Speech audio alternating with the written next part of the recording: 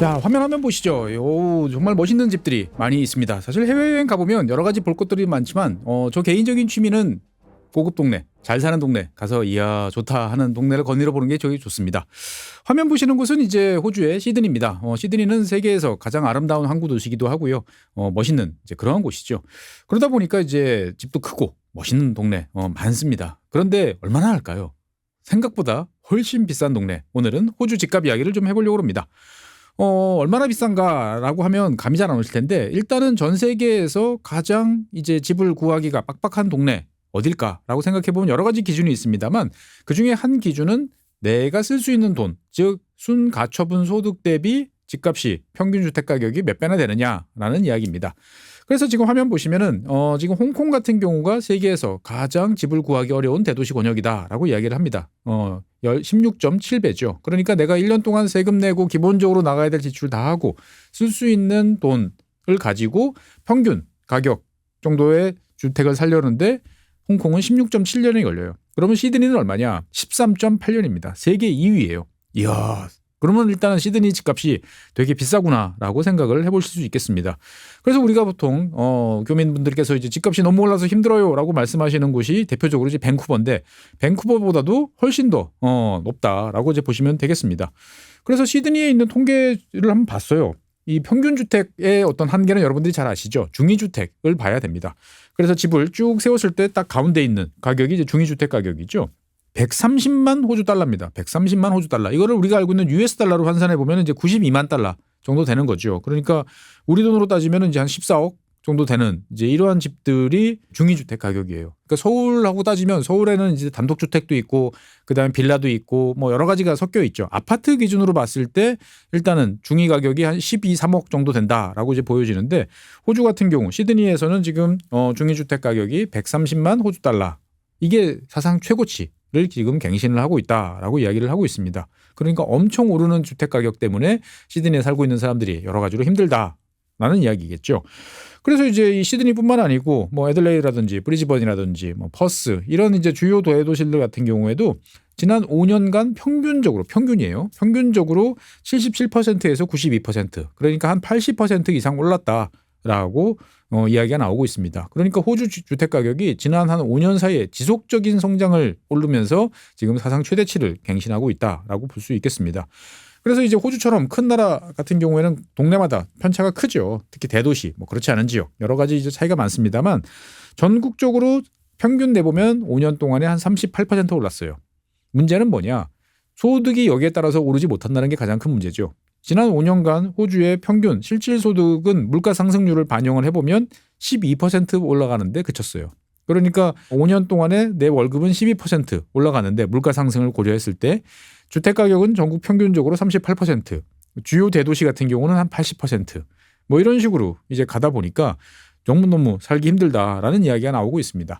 호주 같은 경우에는 또 재밌는 점이 이제 집을 뭐 건물을 작은 건물 기준이겠죠. 이걸 사고 싶은 사람들이 여럿 있습니다. 나 이거 사고 싶은데 라고 그러면 우리나라 같은 경우는 어떻게 되죠? 먼저 이 사람하고 계약하면 그걸로 끝입니다. 그런데 이제 여러 사람들이 와서 나도 이 집 살래요. 이 집 살래요. 하는 경우가 생기면 경매를 합니다. 그냥 현장에서 하는 거죠. 그래서 토요일 날 오전에 그 현장에서 모입니다. 자, 오늘 경매합니다. 그러면 와가지고 사람들이 이렇게 지켜보는 거죠. 진짜로 참여할 사람도 있고, 그 다음에 구경만 하는 사람들도 있어요. 그런데 최근에 시드니 같은 경우에는 우리로 따지면은 이제 소규모, 근린 상업, 뭐 이런 토지들 또는 건물들을 부수고 새로 이제 건물을 지으면 큰 수익을 올릴 수 있기 때문에 이런 현장에서 매우 경매들이 활발하게 이루어지고 있다라는 이야기도 나오고 있습니다. 그래서 뭐 별로 규모가 크지 않은 예전 같으면 별로 관심 없을 것 같은 그러한 소규모 건물 같은 경우에도 55만 호주 달러 이상으로 이제 예전가보다 더 높아졌다라는 이야기를 하는 거죠. 호주 입장에서 봤을 때는 이게 이제 참여자가 그러니까 이 경매 현장에 나타난 사람이 250명, 그 다음에 참여한 사람이 23명, 뭐 이러니까 이야 이게 정말 놀라운 일이다라고 이야기를 합니다만 저 개인적으로는 이게 감이 잘 없어요. 그래서 이제 한번 교민분들께서는 이게 정말 놀라운 현상인지 한번 좀 말씀해 주시면 좋을 것 같고요. 어쨌든 이제 어느 나라나 대도시에서는 집을 구하기 어렵습니다. 그래서 뭐 대한민국 서울 같은 경우에도 집 구하기 어려운 게 사실은 당연한 거죠. 글로벌한 도시가 이제 되고 있습니다. 그래서 이제 이 호주 같은 경우에는 자기들이 집을 구하는데 얼마나 이 과거보다 어려워졌나를 표현하는 지표가 매우 재밌어요. 우리나라 같은 경우에는 이제 내 월급 가지고 한 푼도 안 쓰면 평균적인 주택을 사는데 얼마나 시간이 걸리나 이걸로 주로 이야기를 하죠. 그래서 뭐 15년, 뭐 13년 이렇게 이야기를 하는데 호주 같은 경우에는 대도시 기준으로 보면은 중위주택 구매를 하는 데 있어서 계약금, 호주에서는 계약금이 20%라고 합니다. 그래서 20% 계약금을 마련하는데 몇 년이나 걸리냐. 이 지표가 오히려 사람들한테 더 피부로 와닿는 모양입니다. 어차피 내 돈 가지고 그 집 사는 사람은 없다는 거죠. 그러니까 LTV 80%, 집값의 80%는 무조건 대출로 내는 거니까 나는 20%만 있으면 되는데 그 20%를 모으는데 도대체 얼마나 걸리냐라고 이제 이야기를 하는 거죠.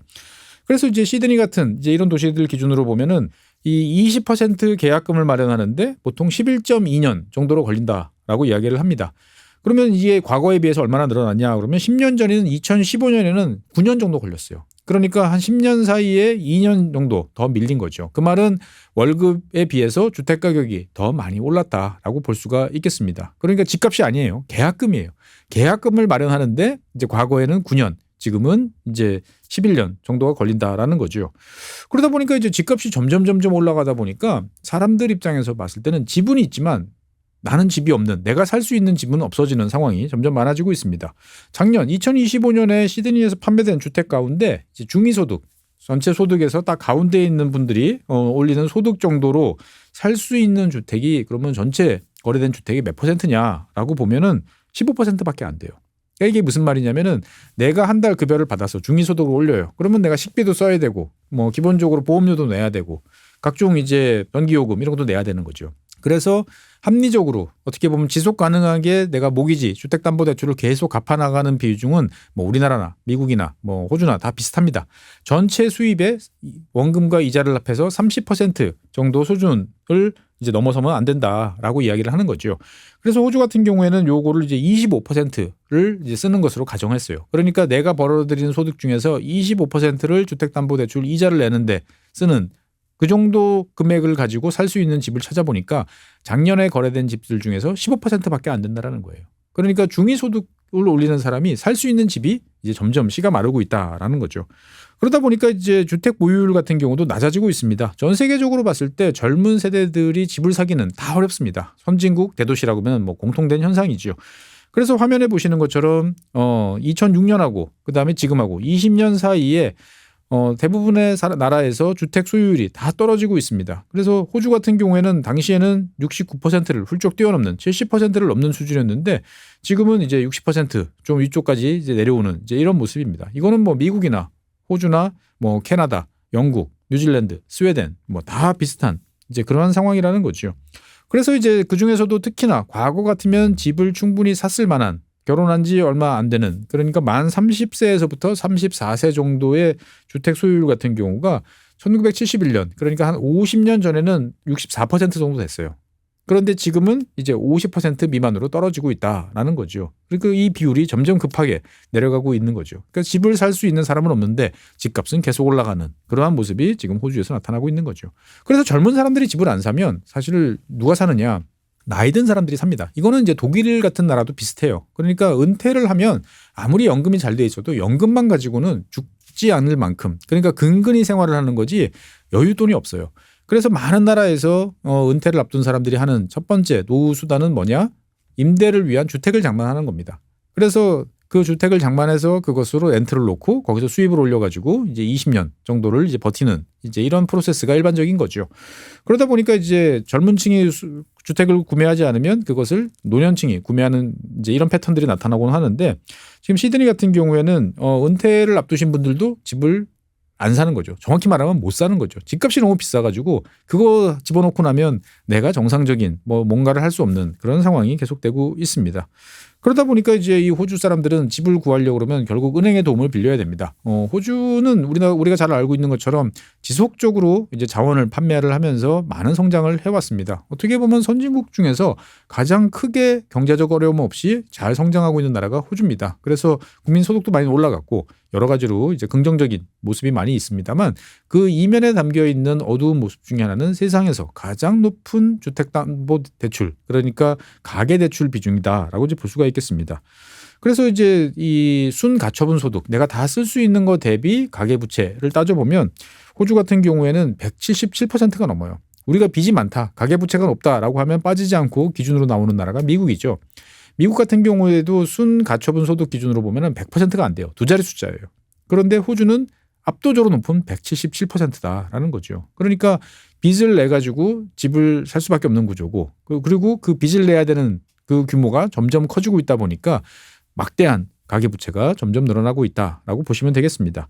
그래서 이제 은행에서 빌려줄 수 있는 거는 잘 아시는 것처럼 LTV, DSR 이런 것들 통해 이제 상당 부분 제한이 됩니다.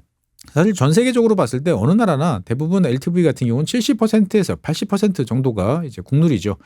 그런데 이제 이걸 가지고도 안 되는 경우에는 어떻게 해야 되느냐. 결국 주변에서 뭔가 돈을 빌려야 됩니다. 사금융에서 돈을 빌리든지. 그래서 호주 같은 경우에는 우리 이미지에는 되게 독립적이고 부모의 도움을 받지 않고 씩씩하게 살아가는 사람들이 되게 많을 것 같은데, 집을 살려고 그러면 부모님들한테 아쉬운 소리를 하는 경우들이 점점 많아지는 모양입니다.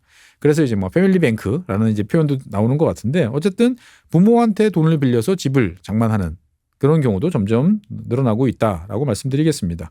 그래서 이제 집값이 이렇게 오르면 사실 난 집 안 사 포기해라고 많은 사람들이 생각을 합니다. 엄밀히 말하면 그게 사실이에요.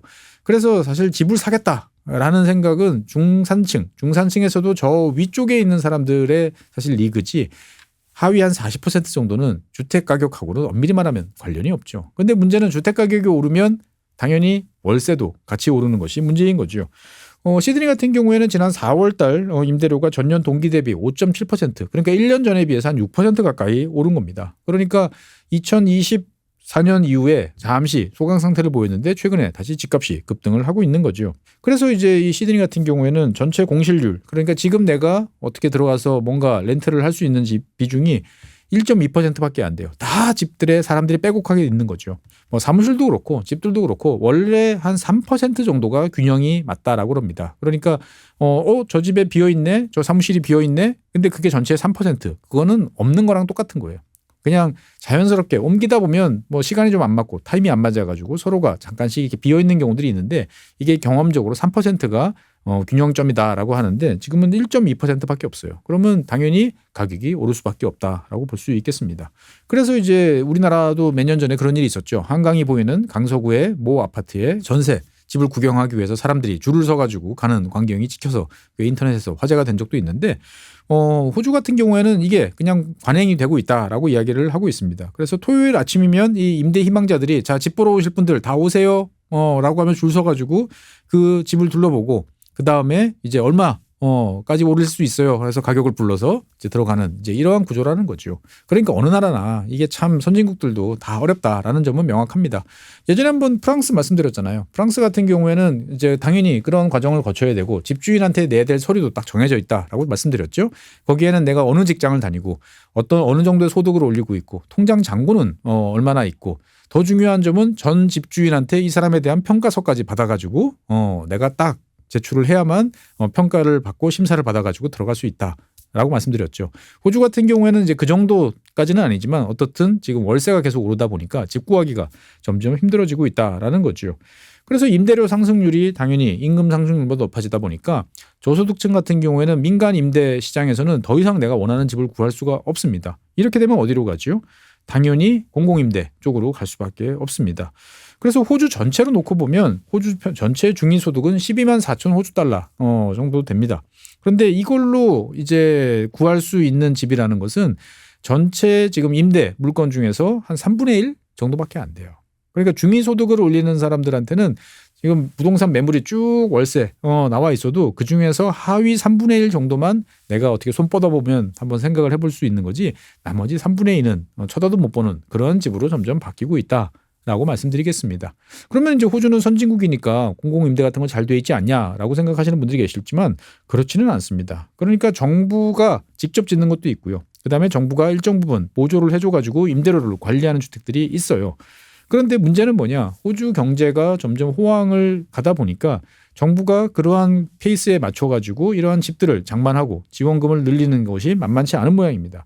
그래서 1991년 30년 전에는 전체 주택의 한 5.6%가 정부한테 지원을 받아가지고 임대료를 관리할 수 있는 그런 주택이었는데 2021년이 되니까 3.8%로 오히려 줄어들고 있어요. 시간이 지나면 전체 주택 재고 중에서 임대주택 비중이, 공공임대 비중이 조금씩 올라가야 되는데 오히려 내려가고 있는 거죠. 그런데 민간 임대 시장에서는 집을 구할 수 없는 사람이 점점 늘어나고 있어요.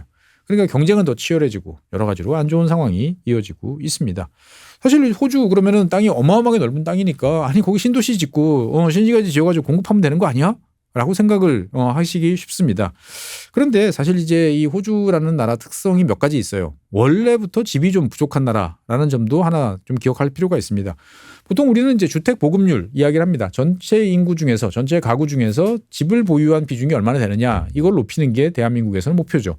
그런데 많은 나라에서는 이거는 목표가 아니고 1000가구당 그러니까 인구 1000명당 이제 주택이 몇 채 있느냐가 이제 주요한 글로벌 비교 지표입니다. 그렇게 해서 1000명당 집이 많으면 많을수록 당연히 임대료는 내려가니까 그러면 임대료가 안정적이고 그러면 살기 괜찮아라는 것이 글로벌 룰인 거죠. 그래서 인구 1000명당 따지고 보면 영국 같은 경우가 430채, 일본도 476채, 그리고 이탈리아 같은 경우는 557채 훨씬 많아요. 그런데 호주 같은 경우에는 404채 정도밖에 안 됩니다. 그러니까 전체 국민 대비로 해가지고 지금 집이 부족한 상태가 계속 이어지고 있다라고 이제 볼 수가 있겠습니다. 이게 도대체 왜 이런 일이 벌어지느냐는 호주가 지속적으로 인구가 증가하고 있기 때문입니다. 그러니까 호주에 있는 분들이 아이를 낳는 경우도 있지만 해외에서 들어오는 이민자들이 계속 들어오면서 전체 인구가 증가를 하는데 여기에 따라서 주택 시장이 이제 공급을 해줘야 되는데 그 공급이 제대로 안 되는 거죠.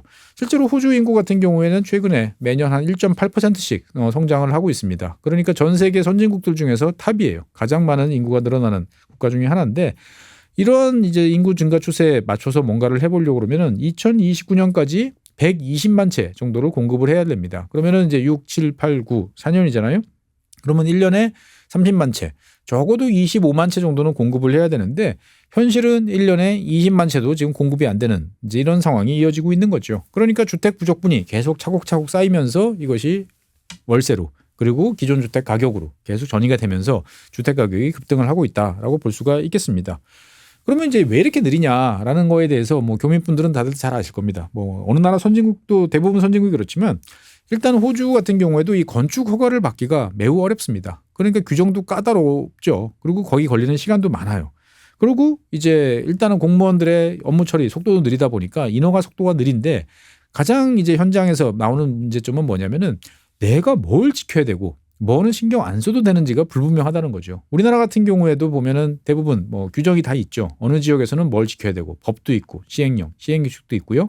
각 지역별로 보면은 이제 조례에서 원하는 여러 가지 규정들이 있습니다. 뭐 띄고 간격은 띄고 뭐 높이는 어떻게 하고 그다음에 뭐 정원은 어떻게 꾸미고 뭐 건폐율은 이런 거를 일단 기본적으로 지키고 나면 인허가청에서 그거를 가지고 거부할 수는 없어요. 그런데 호주 같은 경우에는 여기에 대해서 도대체 뭘 따르고 뭘 넘어가도 되는지가 좀 불분명하다. 재량권이 너무 크다라는 이제 불만이 좀 많습니다.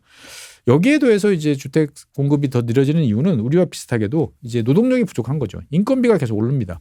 다른 한편으로 보면 자재값도 올라요. 최근에 이란 전쟁 때문에 지금 뭐 지난 호주 편 한번 말씀드렸습니다만 경유 가격도 오르죠. 그러면 당연히 모든 것을 운반하고 나르는 비용이 다 올라갑니다. 그래서 코로나 이전인 2019년과 지금 비교해 보면은 호주에서 같은 면적의 집을 짓는데 비용은 평균적으로 50%가 뛰었다라고 이야기를 합니다. 그러니까 우리나라 같은 경우도 뭐 비슷한 상황이 있죠. 과거에 2019년 같은 경우에 보면은 뭐 재건축 아파트를 짓는다라고 그러면은 뭐 3.3제곱미터당 보통 500만 원 정도 수준이었던 것 같아요. 600만 원까지도 안 갔던 것 같습니다. 400만 원, 500만 원 요 수준에서 지었는데 지금은 얼마죠? 지금은 뭐 규모가 좀 큰 뭐 1000세대 이상, 2000세대 이런 데도 3.3제곱미터당 이제 한 1100만 원 정도 부르고요. 그거보다 규모가 작은 뭐 한 3,400세대 정도가 재건축을 하겠다 그러면 1,400까지도 이제 부르는 그런 상황이 된 거죠. 그러니까 호주나 우리나라나 어떻게 보면 집을 짓는 데 들어가는 원가가 너무 높아지고 있고 여기에 따라서 당연히 그게 가격에 반영이 될 수밖에 없는 그러한 상황이 되고 있죠.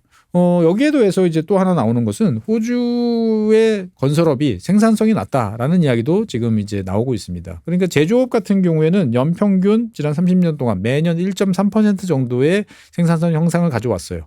그런데 건설업 같은 경우에는 이게 0.2%밖에 안 돼요.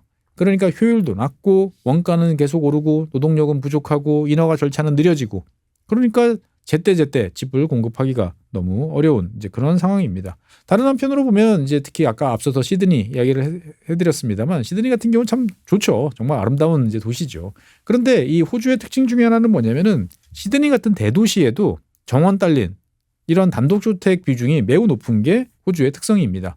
그러니까 당연히 이 단독주택, 정원 딸린 주택에 있는 사람들 같은 경우에는 좋습니다. 좋은데 문제는 뭐죠? 내 앞에 뭔가가 이게 높은 건물이 들어오는 게 싫은 거죠. 내 집 가치가 떨어지고 내가 누리던 편익이 낮아지는 게 싫은 거죠. 그러다 보니까 이 지금 필요한 것은 어떻게 보면은 뭐 저택이 아니고 작은 아파트 같은 이제 소형 주택이 필요한데 이게 쉽지 않다라는 거죠. 고층 건물, 공동주택 이런 건설이 주민들의 반대로 제대로 되지 않는 님비 현상이 이제 광범위한 거죠. 이거는 이제 미국에서 뭐 샌프란시스코를 비롯한 이런 지역에서도 많이 있는데 호주에서도 지금 이런 현상이 계속 벌어지고 있다라고 말씀드리겠습니다.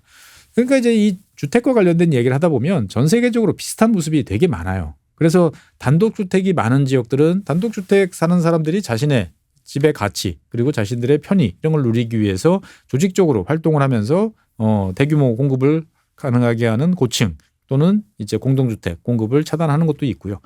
다른 한편으로 보면 이제 이러한 수요에 맞춰 가지고 집들이 계속 공급이 되다 보니까 진짜로 전체 인구적으로 봤을 때 필요한 주택 수요는 작은 집을 원하는 경우들이 많아요. 뭐 독일 미넨도 마찬가지고 뭐 베를린도 마찬가지고. 그런데 정작 집을 살 수 있는 돈을 내는 사람들은 저 위에 있는 거죠. 이 사람들 수요에 맞춘 집들은 이제 큽니다. 그러니까 이제 집이 주택이 공급됐어요라고 하는데 작은 주택이 필요한 저소득층 입장에서 봤을 때는 집이 하나도 새로 만들어지는 게 없는 이런 상황이 전 세계적으로 지금 벌어지고 있다라고 볼 수 있겠습니다. 이렇게 따지면 이제 59제곱미터짜리 또는 59제곱미터 더 작은 40제곱미터 이런 식의 아파트가 그래도 공급되는 서울의 사정은 더 낫나라는 생각도 좀 해볼 수 있겠습니다. 어쨌든 주택 가격이 이렇게 오르는 것은 가장 기본적으로 수급, 즉 공급과 수요에서 공급이 지금 부족하기 때문에 오른다라는 게 첫 번째고요.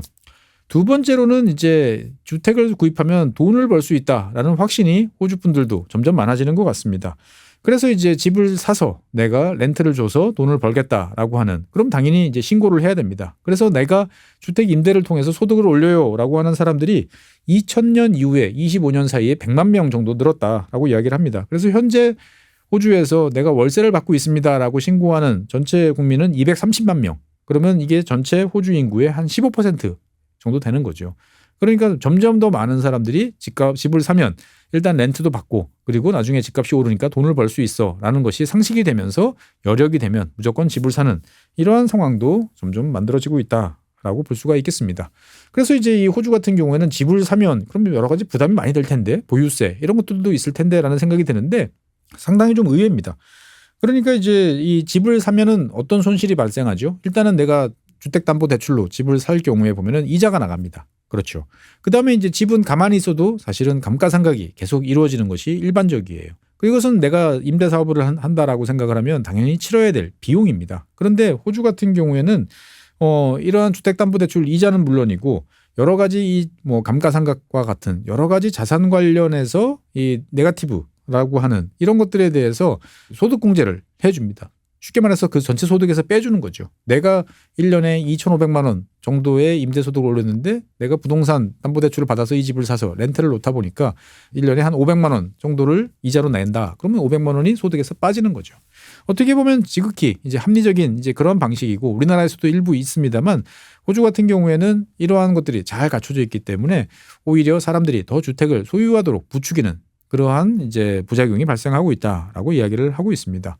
그래서 제가 한번 찾아보니까 이 미국하고 영국 같은 경우에는 부동산 임대 관련해서 나오는 비용, 그러니까 이제 부동산을 임대해 줬을 때 발생하는 이 사업자가 내야 되는 비용은 그 자체로 사업자로서 끝나는 거지 내가 별도로 올리고 있는 뭐 급여소득이라든지 뭐 다른 사업소득하고 연계가 안 돼요. 그러니까 이거는 이거에서 끝나고 저건 저거에서 끝나고 아예 계정이 다르게 돼 있는데 호주 같은 경우에는 이것이 다 통합되는 거죠. 그러니까 내가 1년에 한 7천만 원 벌어요.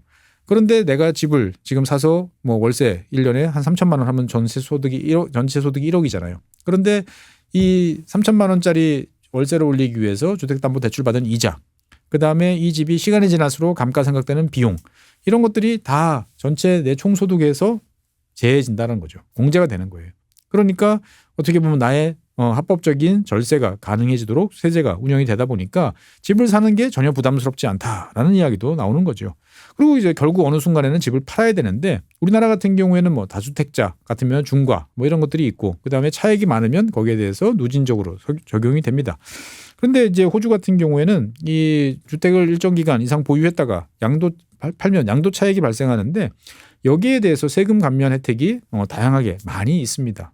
그러니까 집을 보유하고 있으면 월세도 받고 나중에 팔 때는 세금 공제도 받고 안 할 이유가 없다라고 생각을 하는 거지요. 그래서 이제 이러한 수요들이 어떻게 보면 새로 집을 지어서 내가 공급을 하면 더 좋겠다라는 쪽으로 연결이 되면 좋은데 불행히도 호주 같은 경우에는 기존 주택에 이러한 수요들이 몰리고 있는 거죠. 그러니까 서로 돈 놓고 돈 먹기를 하면서 기존 주택의 가격을 끌어올리고 임대료도 끌어올리고 하면서 투자자들이 서로 이익을 이제 챙겨가는 상황이지 이 수요가 말 그대로 그린필드 투자 라고 그래가지고 새로운 신도시, 뭐 신시가지를 짓는 데는 들어가지 않는 게 여러 가지 문제를 낳고 있다라고 이제 볼 수가 있겠습니다. 당연히 주택 가격이 이렇게 오르면 정치적인 문제가 됩니다. 특히나 이제 앞서 말씀드린 것처럼 월세가 오르면 이것은 정치적으로 민감한 주제죠. 그러니까 이제 우리나라 같은 경우에도 뭐 여러 이야기들이 나오는데 호주 같은 경우에도 주택 가격이 오르면 여기에 대해서 대책을 내놔라라고 이야기를 합니다. 그런데 문제는 뭐냐? 호주에서 이 주택 가격과 관련돼서 어떤 조치를 내놓겠다라고 이야기를 하면 항상 선거 때마다 결과가 좋지 않아요. 2019년 같은 경우에도 당시 집권 당이었던 노동당이 이 주택과 관련된 세제를 개혁해서 집주인이 좀 더 많은 부담을 짊어지도록 하는 것이 맞다라고 해서 이것을 공약사항으로 내세웠는데 대패했습니다. 물론 이거 하나만 가지고도 이제 모든 것을 결정하는 건 아니지만 어떻든 이 여당 입장에서 봤을 때는 주택과 관련된 세제 과도할 정도로 집주인한테 많은 혜택을 준다라고 하는 세제 개편의 필요성은 인정이 되지만 그것을 현실적으로 실천에 옮기기에는 매우 겁이 나는 그런 상황이 이어지고 있는 거죠. 하지만 이제 이 주택 가격이 너무 오르다 보니까 최근에 이제 호주 정부는 여러 가지 조치들을 지금 시행을 하고 있습니다. 일단은 이제 외국인들의 집을 사서 이 주택 가격을 끌어올린다라는 이야기들이 많이 나오고 그런 것이 데이터로 확인이 되니까 작년 4월, 2025년 4월부터는 외국인들은 기존의 주택을 살 수가 없어요. 그럼 어떻게 해야 되느냐? 새로 집을 지을 수는 있어요. 땅을 사서 내가 새로 집을 지을 수는 있습니다만 외국인들은 기존에 있는 주택을 매입하는 것은 금지되어 있다라고 해서 일단은 주택에 대한 수요를 좀 줄인 상태고요. 그다음에 이제 이 세금이 문제다라고 하는 식 때문에 내년 7월부터는 신축 주택, 그러니까 막 이제 새로 만들어진 집에 대해서는 이 뭐 감가상각이라든지 이런 것들에 대한 공제를 줄이겠다라고 지금 이야기를 하고 있습니다. 그리고 내가 사는 것이 아니고 그러니까 실거주가 아니고 투자용 주택에 대해서는 양도세 할인에 대해서 기존은 같은 경우는 최대 50%까지 깎아줬는데 이제는 물가 상승률만큼만 제해주겠다라고 이야기를 지금 하는 쪽으로 가는 거죠. 그러니까 양도 차익을 너무 많이 이제 걷어가지 못하도록 여러 가지 세금 부담을 늘려서 주택에 대한 수요를 줄이겠다라고 이야기를 하는 거죠. 어쨌건 호주 정부는 이제 기존 주택을 가격을 누르는 것도 해야 되지만 궁극적으로는 더 많은 주택을 공급을 해야 되기 때문에 신규 주택 지원에 많은 돈을 쓰겠다라고 이야기를 합니다. 다른 한편으로 보면 이제 이런 방식은 또 많이 기다려야 되는 거죠. 당장 집이 필요한 사람들도 많아요. 그래서 이제 최초 구매, 우리나라도 이런 제도 있죠. 생애 최초 주택 구매 같은 경우에는 뭐 여러 가지 정책금융을 통해 가지고 아주 저렴한 이자로 꽤 많은 돈을 빌릴 수 있는데 호주 같은 경우에도 이런 생애 최초로 내가 집을 사겠소라고 하면 이 사람들에 대해서는 계약금이 20%가 아니고 5%로 적용이 되고요. 그다음에 이제 LTV가 이제 일정 비율을 초과한다든지 내 소득이 좀 낮으면 이제 의무적으로 이 주택담보대출 보험 가입을 해야 되는데 그럼 당연히 보험료 부담이 되는 거죠. 이것도 정부가 최근에 면제를 해준 이제 이런 상황으로 가고 있습니다. 그리고 이제 우리나라에서 아마 이거는 보고 참조를 한 것 같아요. 지분 공유주택. 우리나라도 많이 나오잖아요, 요즘에. 어떤 건지 아시죠? 국가와 내가 지분을 공유하는 거예요. 그러니까 집을 살 때 뭐 8억짜리 집이다. 그러면 반반씩 국가가 4억 내서 집을 사고 내가 4억 사는 거죠. 그다음에 내가 집을 팔고 싶으면 이 공동 구매하고 있는 이 구매자인 국가한테 이것을 우선적으로 이제 팔도록 이제 하고 있습니다. 그러니까 이런 식으로 해가지고 집에 부담을 줄여주고 내가 이 집에 장기 거주하면서 국가가 보유하고 있는 지분을 매년 뭐 조금씩 5%씩이라도 이렇게 매입을 해가지고 20년이 지나면 내 집을 만들겠다라고 하는 이제 지분 공유 주택 같은 경우에도 최근에 호주에서 새롭게 도입이 됐습니다. 그러니까 다 선진국들은 비슷비슷한 아이디어, 비슷비슷한 생각을 하고 있다라고 이제 볼 수가 있겠습니다. 여기에 대해서 이제 호주 중앙은행 같은 경우에도 올해 지금 이제 5월 달 다 지나갔지만 3번의 금리 인상을 했습니다. 그래서 전 세계에서 봤을 때 가장 발빠르게 움직이는 이제 중앙은행이 호주 중앙은행인데 올해 3차례 금리 인상을 통해서 작년에 했던 금리 인하의 여러 가지 이 룸을 다 없애버린 그런 상황이고요. 더 올릴 수도 있다라는 지금 이야기들을 지금 하고 있습니다. 어쨌건 우리 입장에서 봤을 때는 이제 여러 가지로 아이고 호주도 고생이네라는 생각, 세상에 파랑새는 없구나라는 생각도 들기도 하면서 우리는 많은 대책을 쏟아내 봤잖아요. 저게 효과가 있을까라는 생각을 좀 해봅니다. 어쨌건 호주 국민들 입장에서 봤을 때는 정부가 세제를 건드렸다라는 거에 대해서는 여러 가지로 좀 신경이 쓰이는 것 같습니다. 그래서 내년 7월 시행을 목표로 하는 세제 개편안이 발표된 이후에 경매로 나오는 내 집 팔 테니까 다 와서 경매를 한번 해보자라고 하는 이런 경매 추락 건수 그리고 낙찰 건수 이런 것들이 다 좀 줄어드는 그러한 모습들을 보이고 있습니다. 그러니까 일단은 상황을 좀 지켜보자라는 정도로 해서 잠시 지금 주택 가격, 렌트 이런 것들에 대해서 좀 안정화를 꾀하고는 있습니다만 이것이 이제 언제까지 갈지는 알 수가 없습니다. 결국 뻔한 이야기지만 대도시라는 곳은 모두가 선망하는 곳입니다. 특히나 대한민국의 서울이나 호주의 시드니나 다 너무너무 좋은 곳이죠. 그러면 여기 좋은 곳에는 고소득 직종도 많고 그다음에 주택을 사고자 하는 수요도 몰릴 수밖에 없습니다. 하지만 여기에 대해서 공급을 한다라고 하는 것은 그렇게 만만치 않은 상황입니다. 물론 호주 같은 경우는 우리보다 훨씬 땅이 넓으니까 뭔가 해볼 여지는 더 있겠습니다만 그렇다고 무작정 매각으로 나갈 수도 없는 거죠. 수요가 있는 곳에 공급을 늘려야 되는데 이것은 참 어렵습니다. 대한민국 같은 경우에는 재건축, 재개발, 정비 사업을 통해서 꾸역꾸역 어떻게든 해나가고 있지만 사실 이거는 정말 대한민국만의 특징이죠. 전 세계적으로 봤을 때 이런 나라 거의 없어요. 그러다 보니까 시간이 지나면 소득이 증가하고 소득이 증가하는 사람들은 집을 찾고 집을 찾는 사람이 많아지면 주택 가격이 오르고 이런 이야기들이 유럽, 미국, 심지어 최근에는 일본 그리고 이제 호주까지 다 나타나고 있다라고 말씀드리겠습니다. 어쨌든 인접한 뉴질랜드 같은 경우에는 최근에 주택 경기가 매우 좋지 않습니다만 항상 호주와 뉴질랜드는 세트로 다니는데 이번에 주택가격 상승은 호주에서만 압도적으로 높게 나타나고 있다는 점은 매우 특이한 점인 것 같습니다. 자고한 내 집 마련의 꿈 이루기 위해서 다들 열심히 사시는데 그 꿈을 이룰 때까지 화이팅 했으면 좋겠고요. 다른 한편으로 보면 최소한도 월세, 전세는 좀 안 올랐으면 좋겠다라는 생각이 많이 드는 내용이었습니다. 네, 오늘 준비한 사항은 여기까지입니다. 다음 시간에 새로운 주제로 찾아뵙겠습니다. 고맙습니다.